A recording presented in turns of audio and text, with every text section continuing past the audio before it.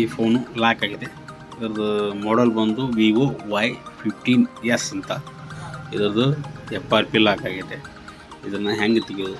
ಮೊದಲು FRP lock ಆಗಿದ್ದಿಲ್ಲ ನೋಡೋಣ first. ಹಾಗಾಗಿ ಇದನ್ನು ಸ್ಟೆಪ್ ಬೈ ಸ್ಟೆಪ್ ನೋಡೋಣ ಬನ್ನಿ. ನೆಕ್ಸ್ಟ್ ನೋಡಿದ್ರೆ ಅದ್ರದ್ದು ಫಸ್ಟ್ ಇಂಟರ್ನೆಟ್ ಕನೆಕ್ಷನ್ ನಾವು ಮಾಡಲೇಬೇಕಾಗುತ್ತೆ. ಅದಕ್ಕಾಗಿ ವೈಫೈನ ಕನೆಕ್ಷನ್ ಮಾಡಿ ಪಾಸ್ವರ್ಡ್ ಹೊಡೆದು ಕನೆಕ್ಟ್ ಮಾಡ್ಕೊಂಡು ಕನೆಕ್ಟ್ ಆಯ್ತು. ಈಗ ಕನೆಕ್ಟ್ ಅಂತ ಪ್ರೆಸ್ ಮಾಡಿ ನೆಕ್ಸ್ಟ್ ಸ್ಟೆಪ್ ಹೋದರೆ ಸ್ವಲ್ಪ ಪ್ರಿಪೇರಿಂಗ್ ಆಗುತ್ತೆ. ಅದು ಸ್ವಲ್ಪ ಅಪ್ಡೇಟಿಂಗ್ ಅಂತೂ ತೋರ್ತದೆ, ಸ್ವಲ್ಪ ವೇಟ್ ಸೆಕೆಂಡ್ ಅಂತ ಬರುತ್ತೆ. ಆಮೇಲೆ ಇದನ್ನ ಕಾಪಿ ಮಾಡಲೇಬೇಡ ಅಂತ ಕೇಳುತ್ತೆ. ಅದಕ್ಕೆ ನಾವು ಡೋಂಟ್ ಕಾಪಿ ಅಂತ ಹಾಕಿ ಪ್ರೆಸ್ ಮಾಡಿದರೆ ನೆಕ್ಸ್ಟ್ ಸ್ಟೆಪ್ ಹೋಗುತ್ತೆ.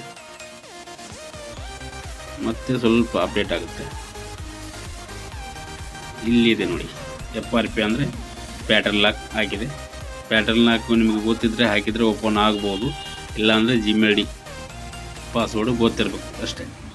ಇಲ್ಲಿ ಸೆಕೆಂಡ್ಸ್ ಬಂತು, ಹಾಗಾಗಿ ಇದನ್ನು volume up and down press ಮಾಡಿ ಕನೆಕ್ಟ್ USB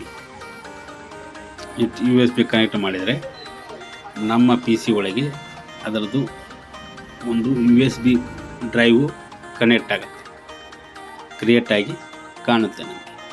ಅದರಲ್ಲಿ ಡ್ರೈವ್ ಮ್ಯಾನೇಜರ್ನಲ್ಲಿ ಓಪನ್ ಮಾಡಿದರೆ ಅದನ್ನು ನಾವು ನೋಡ್ಬೋದು. ಚಾರ್ಜಿಂಗ್ ಅಂತ ಇದು ಫೋಲ್ಟ್ ಮಾಡ್ತಾ ಇದು ತೋರ್ತಾ ಇದೆಯಲ್ಲ ಸಿಗ್ನಲ್, ಅದು ಬರಬಾರ್ದು ಆ್ಯಕ್ಚುಲಿ.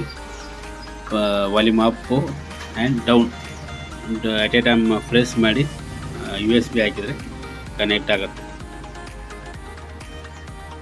ಈ ಆ್ಯಕ್ಚುಲಿ ಇದನ್ನು ಅದರದ್ದು ಸಾಫ್ಟ್ವೇರ್ ನಮ್ಮ ಕಡೆ ಇರಲಿಲ್ಲ, ಹಾಗಾಗಿ ಇದನ್ನು ಆನ್ಲೈನ್ ಸರ್ವಿಸ್ ಮುಖಾಂತರ ನಾನು ಈ ಫೋನ್ನ ಅನ್ಲಾಕ್ ಮಾಡಿದ್ದೀನಿ.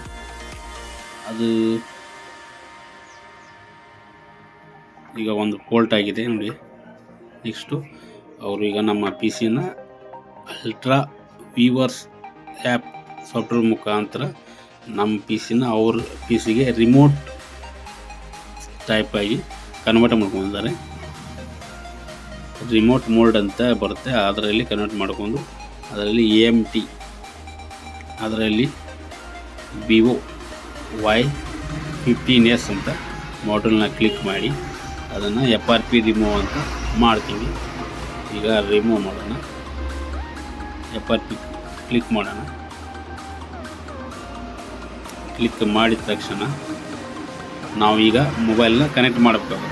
ಕನೆಕ್ಟ್ ಇದ್ದರೆ ಹೋಗಿ, ಇಲ್ಲಾಂದರೆ ಅದ್ರದ್ದು ಪೋರ್ಟು ಚೇಂಜ್ ಆಗೋದು ಹೋಗೋದು ಬಿಡೋದು ಮಾಡ್ತಿರುತ್ತೆ. ಹಾಗಾಗಿ ಈಗ ನೆಕ್ಸ್ಟ್ ಅಂದರೆ ಏನೈತಿ, ಇನ್ನೊಮ್ಮೆ ಕನೆಕ್ಟ್ ಮಾಡೋಣ. ಹಾಗೆ ವಾಲ್ಯೂಮ್ ಅಪ್ಪು ಡೌನು ಕನೆಕ್ಟ್ ಮಾಡಿ ಪ್ರೆಸ್ ಮಾಡಿ ಈಗ USB ಕನೆಕ್ಟ್ ಮಾಡೋಣ. ಪೋರ್ಟ್ ಕ್ರಿಯೇಟ್ ಆಗುತ್ತೆ ಇಲ್ಲ ನೋಡೋಣ. ಈಗ ಅವರು ಅದನ್ನೇ ಹೇಳ್ತಾ ಇದ್ದಾರೆ, ಪವರ್ ಆಫ್ ಮಾಡಿ volume up and down USB connect ಮಾಡಿ. ಕನೆಕ್ಟ್ ಮಾಡಿದರೆ ನಮ್ಮದು ಈಗ ಅದು ರಿಕವರಿ ಮೋಡ್ನಲ್ಲಿ ಹೋಯಿತು. ರಿಕವರಿ ಮೋಡ್ನಲ್ಲಿ ಹೋಗಿದ್ದಕ್ಕೆ ಅದನ್ನು ರೀಸ್ಟಾರ್ಟ್ ಮತ್ತೆ ಪವರ್ ಡೌನ್ ಮಾಡಿ ಈಗ ಅದು ರೀಸ್ಟಾರ್ಟ್ ಆಯಿತು. ಹಾಗಾಗಿ ಮೊದಲನ್ನ ಪವರ್ನ ಡೌನ್ ಮಾಡೋಣ, ಆಫ್ ಮಾಡಿ ಅದನ್ನು ವಾಲ್ಯೂಮ್ ಅಪ್ ಆ್ಯಂಡ್ ಡೌನ್ನ ಪ್ರೆಸ್ ಮಾಡಿ USB ಕನೆಕ್ಟ್ ಮಾಡೋಣ. ಈಗ ನೋಡಿ ಸ್ಟಾರ್ಟ್ ಆಯಿತು ಅದು. ಈಗ ಅದನ್ನು ಪವರ್ ಡೌನ್ ಮಾಡಿ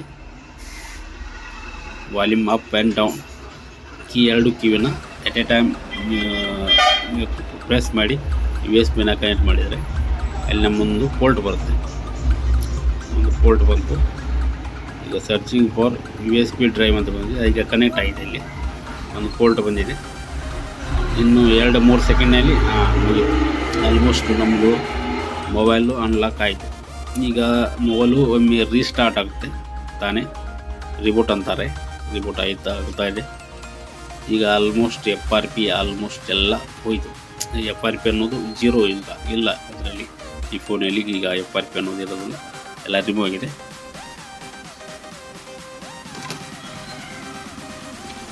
ವಿತಿನ್ 10 ಸೆಕೆಂಡ್ನಲ್ಲಿ ಇದು FRP ಆಯಿತು. ಈಗ ಭಾಳ time ತೊಗೋದಿಲ್ಲ actually.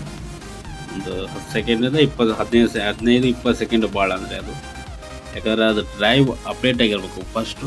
Next drive connect ಆದರೆ ನಮ್ಮ PC ಗೆ ನಮ್ಮ ಮೊಬೈಲ್ ಡ್ರೈವು ಒಮ್ಮೆ ಅದರಲ್ಲಿ ಡಿಟೆಕ್ಟ್ ಆಗಿ ಕನೆಕ್ಟ್ ಆದರೆ ಮುಗೀತು.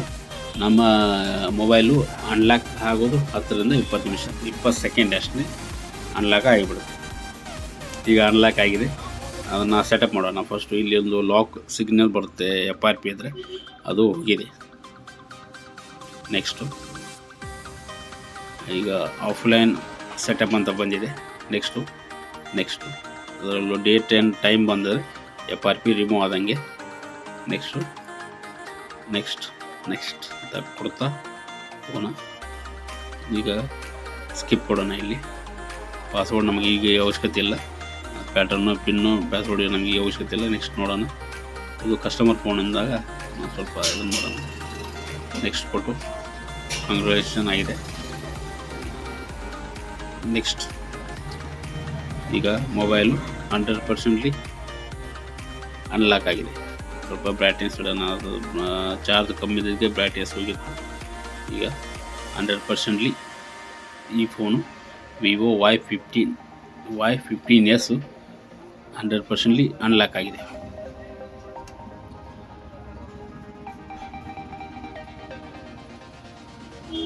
ಹಾಗೆ ನಿಮ್ಮ ಫೋನು ಏನಾರ ನೀವು ಸಾಫ್ಟ್ವೇರ್ದು ಏನಾರ ಇತ್ತಂದರೆ ನಮ್ಮನ್ನ ಕಾಂಟ್ಯಾಕ್ಟ್ ಮಾಡ್ಕೋಬೋದು. ಹಾಗೆ ನಮ್ಮ ಈ ಡಿಸ್ಕ್ರಿಪ್ಷನಲ್ಲಿ ಈ ಫೋನಿನ ನಮ್ಮದು ಅಡ್ರೆಸ್ ಹಾಕಿರ್ತೇನೆ, ನೀವು ಬೇಕಾದ್ರೆ ಕಾಂಟ್ಯಾಕ್ಟ್ ಮಾಡ್ಕೊ.